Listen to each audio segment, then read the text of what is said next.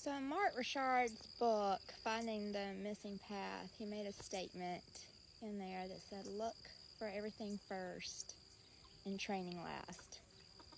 And that really resonated with everything that's going on, with Mercy.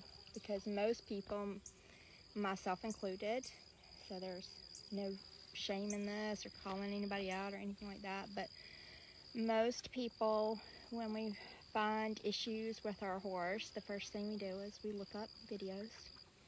We go watch, see what old Clinton's doing, try to mimic some of the things, that he has on his video library, and, others that are similar. We might try to get somebody who's a better rider than what we view ourselves to be, to try to ride and figure out what's going on with that horse. We may get smarter, and we might call in some trainers and have them work with that horse and try to, see what they can come up with on it. But what we don't do is we don't try to figure out the underlying causes first. Because horses aren't naturally bad. They're not naturally naughty or mean or fucking bitch or trying to kill us all the time and, just disobedient and just not wanting to do what we want them to do. Horses aren't like that. And if you think horses are like that, then, you've got deeper problems that you need to work out through. But yeah, we've got to figure out what is causing this behavior. And 99.9% of the time, it's not training. There's something else going on in there. And it took 2 years to figure out what's going on with Mercy. 2 whole years. And it ended up being that I was on my last straw, and I called an animal communicator whom I've worked with before, and, I trust her, and I knew she knew what she was doing.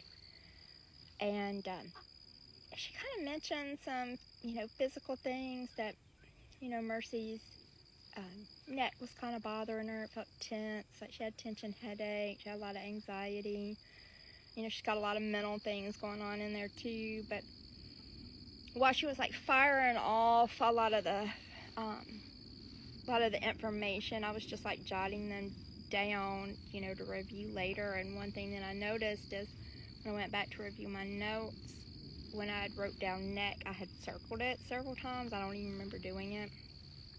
But a few days later, I called, I set her up to have a Masterson method session done to see, what she could figure out. I never told her anything about what the animal communicator had said or that Mercy had suggested pain-wise, because I just kind of wanted to see what she felt.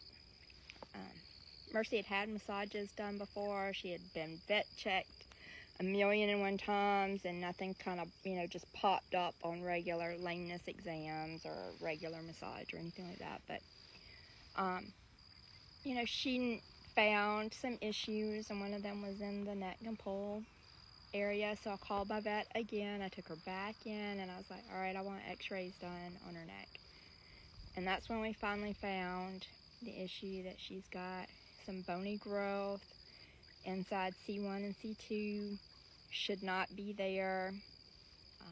Also some other things that she's got going on with her neck from her prior behavior wise, but those bony growths, are probably in there since birth. And they are most likely what is causing her nervous system to just, fire off the way that it is. And you wonder, how many other horses in life have been deemed dangerous or mean or belligerent, and it's the same thing. It's not, they're in extreme pain. I don't know if any of y'all have ever had nerve pain or anything like that, but it hurts like a bitch. And it can make you very angry and resentful and not want to be around anybody. So it's something to think about next time you yell at your horse because, she's acting like a bitch.